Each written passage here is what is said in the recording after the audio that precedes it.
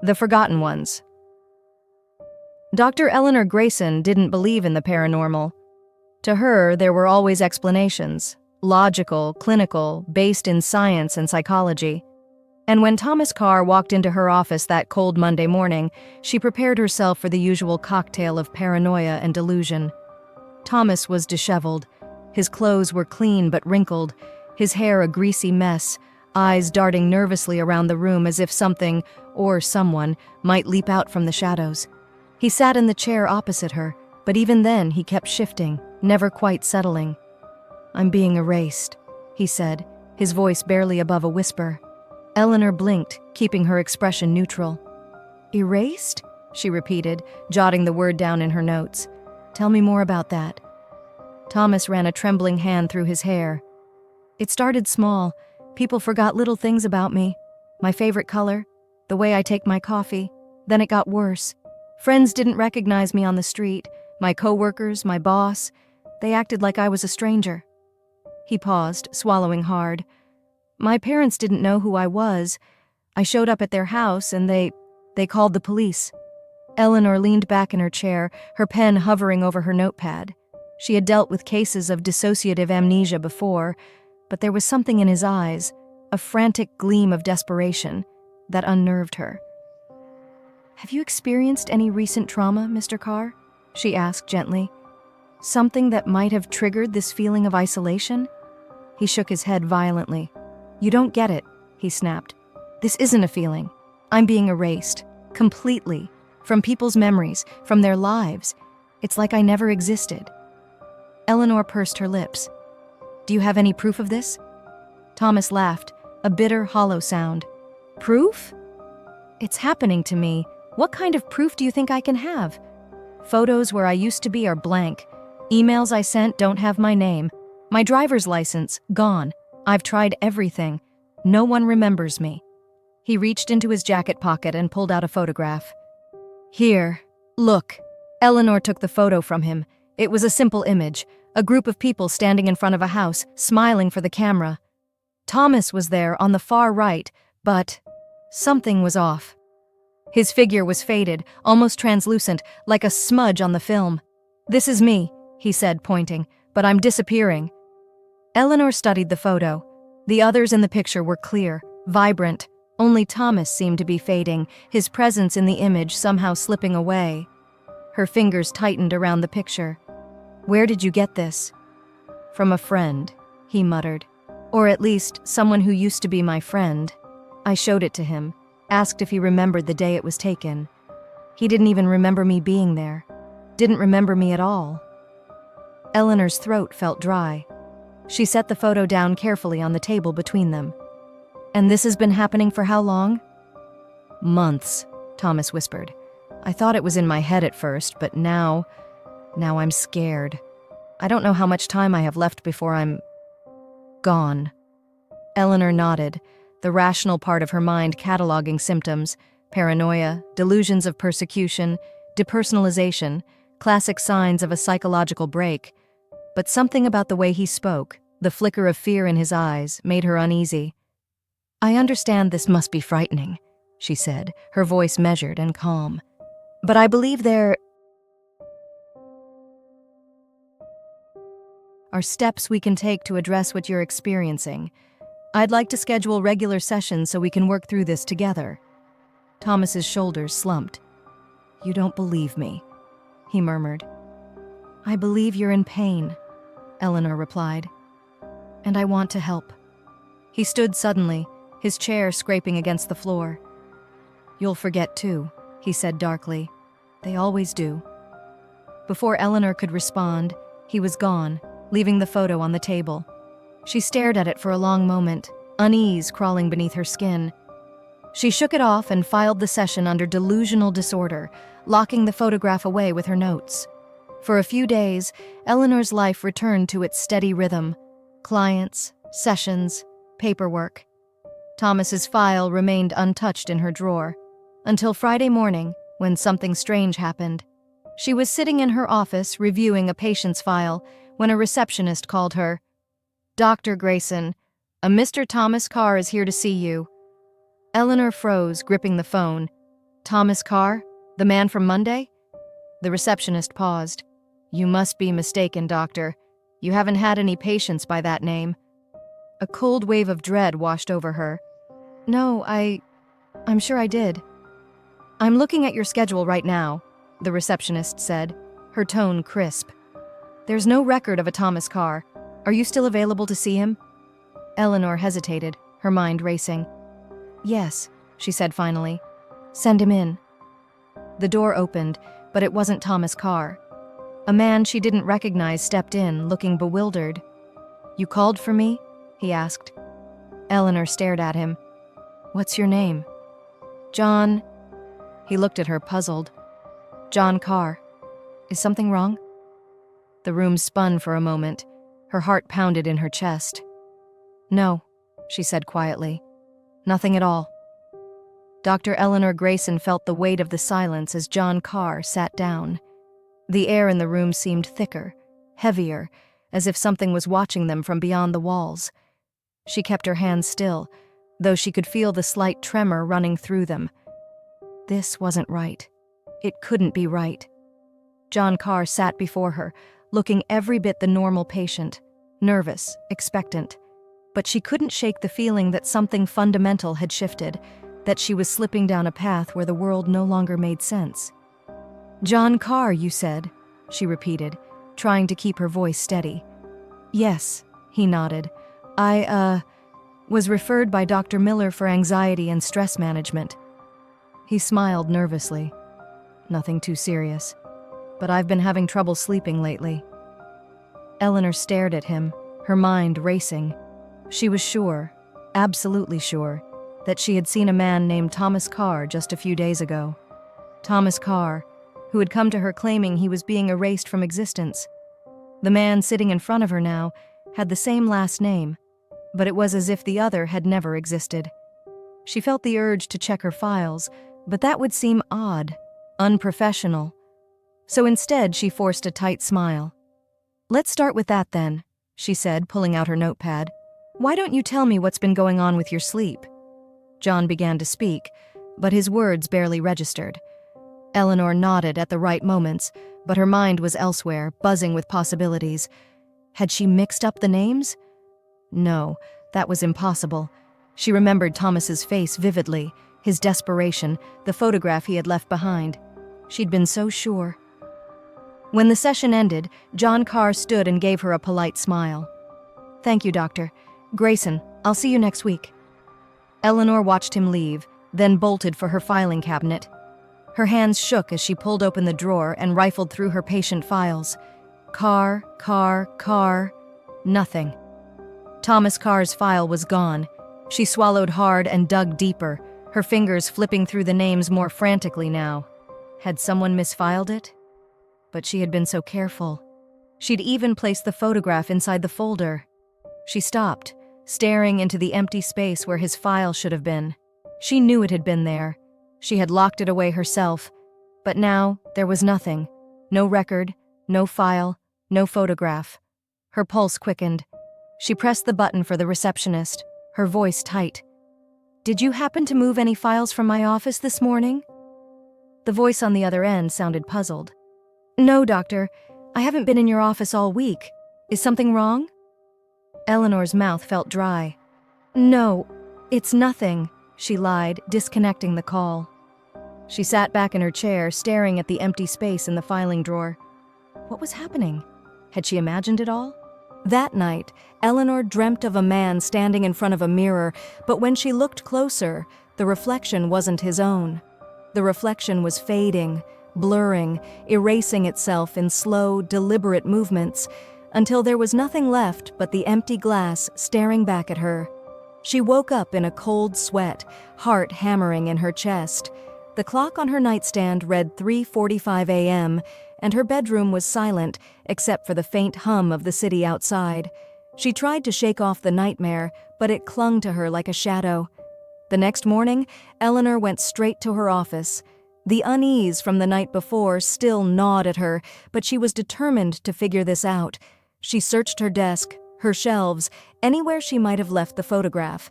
Maybe she had misplaced it in her haste. But there was no trace of Thomas Carr. She hesitated, then opened her laptop to check her email.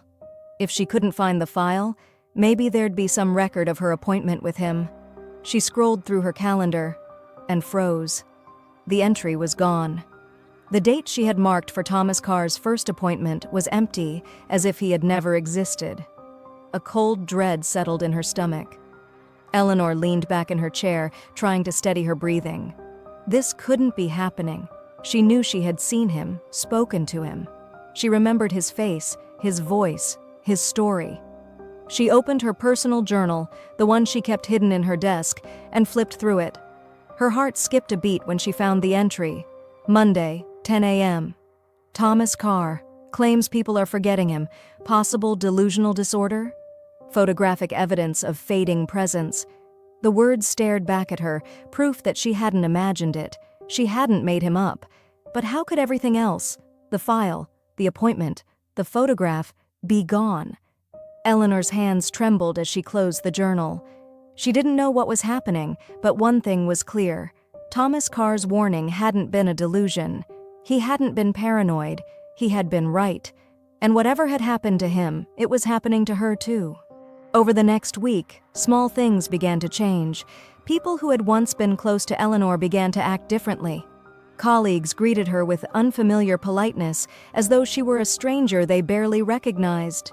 Her assistant forgot to bring her coffee for the first time in years, apologizing profusely as if she had forgotten Eleanor's routine entirely. At home, it was worse. Old friends she called didn't seem to remember important events they had shared together. When she mentioned a birthday party they had attended years ago, they hesitated, as though struggling to place her in the memory. By the end of the week, even her own family seemed distant. Her mother forgot to call on their usual Sunday check-in, and when Eleanor finally reached her, the conversation felt hollow, forced. She was slipping, fading. The world was forgetting her, just as it had forgotten Thomas Carr. In a desperate move, Eleanor went back to the photograph, the one that had vanished with Thomas's file. She combed through every inch of her office, her apartment, searching for it. She needed to prove to herself that it had existed, that he had existed, but it was gone. And then one night, as she stared at her reflection in the mirror, she saw it. The edges of her reflection were blurring. The blurring in the mirror was faint at first, just a soft haze along the edges of her reflection, like the distortion of heat rising from a summer road. Eleanor leaned in closer, her breath fogging the glass. Her heart pounded as she wiped at the surface, half hoping it was a smudge, a trick of the light. But the blurring remained. She reached out, her fingers trembling as they grazed the cold glass. There was no mistaking it. Her face, once sharp and clear, was fading, just as Thomas Carr had described. The edges of her features were softening, her outline becoming less distinct, like a photograph left out in the sun too long. She recoiled from the mirror, her pulse racing. This was it. The erasure had begun. Eleanor's thoughts spun wildly. She had to stop it, had to anchor herself to something before she disappeared entirely. But how?